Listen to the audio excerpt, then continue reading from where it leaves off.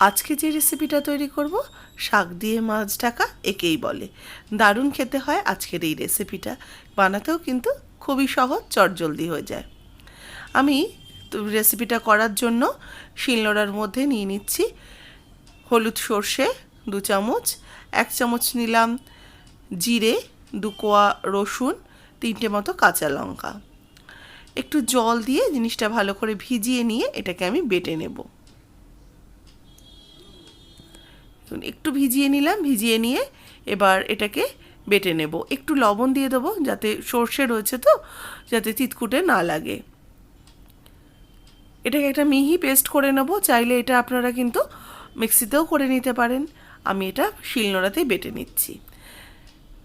ঝালটা নিজেদের স্বাদ অনুযায়ী দেবেন। আমি 3টে কাঁচা লঙ্কা অ্যাড করেছি, আপনারা চাইলে একটু কমিয়ে বা বাড়িয়ে নিতে পারেন।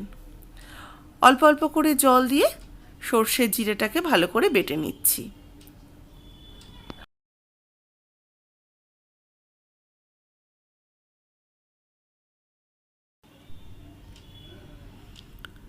একটু ধৈর্য ধরে রান্না করলে কিন্তু রান্নার স্বাদ বেশ ভালো হয়। আর আজকের রান্নার সময়টাও কম লাগবে, আর খেতেও কিন্তু খুবই সুস্বাদু। মশলাটার দিকে বাটা হয়ে গেছে, আর আমি এদিকে নিয়েছি একটু বড় সাইজের চিংড়ি মাছ। চিংড়ি মাছ বড় সাইজ মানে কি, এগুলো একদম গলদা বা বাগদা চিংড়ি নয়, এগুলো চাবড়া চিংড়ি, যেগুলো তরকারিতে দিয়ে রান্না করা হয়। চিংড়ি মাছগুলো একটা প্লেটের মধ্যে নিয়ে নিলাম। এতে নিয়ে নেবো এবার একটু কুচানো পেঁয়াজ। একটা একটু বড় সাইজেরই পেঁয়াজ আমি কুচিয়ে নিয়েছি। পেঁয়াজটা দিয়ে দিলাম, দিয়ে দিচ্ছি বেটে রাখা মশলাটা। এর সাথে দিয়ে দেবো 1 চা চামচ হলুদ গুঁড়ো, 1 টিস্পুন হলুদ গুঁড়ো গেল। 1 টিস্পুন যাবে কাশ্মীরি লাল লঙ্কার গুঁড়ো। দেবো একটুখানি স্বাদ মতো লবণ। আমি সর্ষে বাটার সময় কিন্তু লবণ দিয়েছি, সেটা একটু বুঝে দিতে হবে। আর দিচ্ছি কাঁচা সর্ষের তেল 1 টেবিল চামচের মতো। এবার ভালো করে এগুলোকে মিশিয়ে নেব। একটু বেশ হাতে প্রেসার দিয়ে মাখতে হবে, যাতে পেঁয়াজটা একটু নরম হয়ে যায়।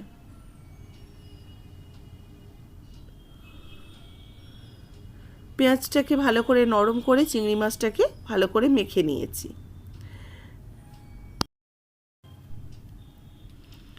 এটাকে ম্যারিনেট করে মিনিট 10 সাইডে রেখে দেব। তাহলে কিন্তু এই মাছের মধ্যে সুন্দরভাবে মশলার ফ্লেভারগুলো ঢুকে যাবে। এবার একটা ফ্রাইং প্যান উনুনে বসিয়ে দিয়ে এতে একটু পুঁই পাতা নিয়েছি। পুঁই পাতাগুলো একটু বেশ বড় বড় পাতাগুলো দেখে নিয়েছি। এখন তো বাজার ভর্তি পুঁই পাতা, মানে পুঁই শাক বিক্রি হয়, তার থেকে একটু ভালো দেখে একটু বড় দেখে পুঁই পাতাগুলো নিয়ে নেবেন। এবার এই পুঁই পাতাগুলোকে আমি ফ্রাইং প্যানের ওপর থেকে বিছিয়ে দিলাম, দিয়ে এর ওপর থেকে দিয়ে দিচ্ছি এই চিংড়ি মাছ মাখাটা। চিংড়ি মাছটা ভালো করে এই ওপর থেকে ছড়িয়ে দেব। সুন্দরভাবে এটাকে ছড়িয়ে দিয়ে পুরো ভালো করে পুঁই পাতাগুলোর ওপর থেকে চিংড়ি মাছ মাখাটাকে সুন্দরভাবে বিছিয়ে দিয়েছি। বাদবাকি যে মশলাটা রয়েছে সেটাও আমি এরকমভাবে ওপর থেকে দিয়ে দিলাম।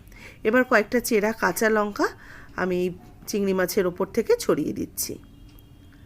আর দিয়ে দেবো ওপর থেকে একটু কাঁচা সর্ষের তেল। তেল আর কাঁচা লঙ্কাটা দিয়ে আরও কয়েকটা পুঁই গাছের পাতা বা পুঁই পাতা, যেগুলো একটু বড় বড় সাইজের, সেগুলোকে আবার ওপর থেকে ঢেকে দিচ্ছি। এইভাবে একবার মাছ পাতুরি করে দেখবেন। এই পুঁই পাতারও কিন্তু একটা সুন্দর নিজস্ব ফ্লেভার থাকে, যেটা খেতে কিন্তু অসম্ভব ভালো হয়। একদম সুন্দরভাবে মাছটাকে কিন্তু বিছানার মতো করে ঢেকে দিয়েছি, বিছানার চাদরের মতো। এবার ওপর থেকে একটু লবণ দিয়ে দিলাম পাতাগুলোর মধ্যে, আর সাইড থেকে দিয়ে দেবো একটু তেল, যাতে তলার যে পাতাটা আমি দিয়েছি, প্রথমে খেয়াল করবেন আমি কিন্তু কোনো রকম তেল দিইনি, যাতে ওই তেল দিয়ে আস্তে আস্তে ভাজা হয়। আর একটু ওই 1 পিঞ্চের মতো হলুদ গুঁড়ো ওপর থেকে ছড়িয়ে দিলাম পুঁই পাতাটার ওপরে, যেটা আস্তে আস্তে কিন্তু ওই তেলের সাথে মিশে মিশে একটা সুন্দর কালার চলে আসবে। এইভাবে একটু মিশিয়ে মিশিয়ে দিয়ে এবার এটাকে ঢাকা দিয়ে মিডিয়াম হিটে রেখে দেবো।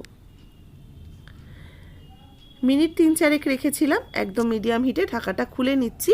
দেখুন আস্তে আস্তে অনেকটা জল বেরিয়ে গেছে। শাকের মধ্যে অনেকটা জল থাকে, এবার আস্তে আস্তে এই জলটাকে শোকাবো, আর কিন্তু ঢাকা চাপা দেবো না। এবার মিডিয়াম টু হাইতে রেখে আস্তে আস্তে এটাকে রান্না করব। এই যে দেখছেন পাশ থেকে তেলটা, এই তেলটা আস্তে আস্তে উঠে আসবে আর জলটা একদম শুকিয়ে আসবে। আর এই খুন্তি দিয়ে অনবরত কিন্তু একটু নাড়াচাড়া করতে হবে, যাতে এই তলাটা ধরে ধরে না যায়। এই দেখুন এরকম খুন্তি দিয়ে আমি এদিক ওদিক, এটা তো উল্টানো যাবে না, সেই জন্য একটু এরকম সাইড সাইড করে দিচ্ছি। আর তেলটা কিন্তু ভেসে উঠেছে, যে তেলটা দিয়ে আমি ভাজা ভাজা করেছি, জলটা শুকিয়ে গেছে, তেলটা কিন্তু বেশ চড়বড় চড়বড় করে ভেসে উঠেছে। আর পাশ থেকে কিন্তু চিংড়ি মাছটাও বেশ সুন্দর দেখা যাচ্ছে। এটা কিন্তু প্রায় হয়ে গেছে। দেখুন আমি এইভাবে একটু খুন্তি দিয়ে দিয়ে সরিয়ে দিচ্ছি, যাতে তলাটা ধরে না যায়। এবার এটাকে এরকমভাবে রেখে দেব, গ্যাস অফ করে কিছুক্ষণ ঢাকা চাপা দিয়ে রেখে দেব।